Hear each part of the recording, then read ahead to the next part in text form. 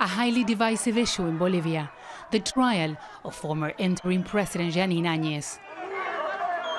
She's been in pre-trial detention for almost a year and could be sentenced up to 12 years if she's found guilty of the charges of unconstitutionally assuming the presidency following the removal of Evo Morales in 2019. Even though the trial was suspended at last minute, outside the courthouse, her supporters say the trial is a sign of revenge by the current administration of Luis Arce.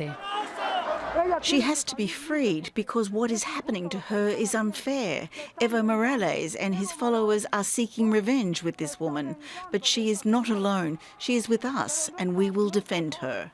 But not everyone agrees.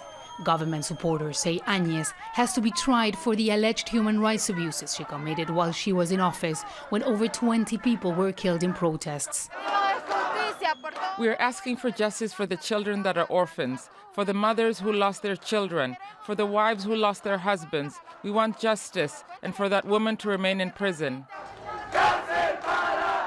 For now, the former president is only being tried for how she made it to power. Anez's daughter has been campaigning for her mother's release. Anez sent her a letter from prison saying she's going on a hunger strike because she has no guarantees that her trial will be impartial.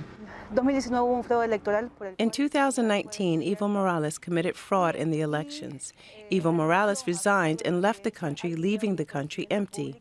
He wanted to generate chaos and a civil war. And after the vice president resigned and everybody else from his party, my mother was brave enough and the next in line, and that's why she's being judged. Anez's lawyers managed to postpone the trial, alleging the judgment of the former president should be in person and not virtually.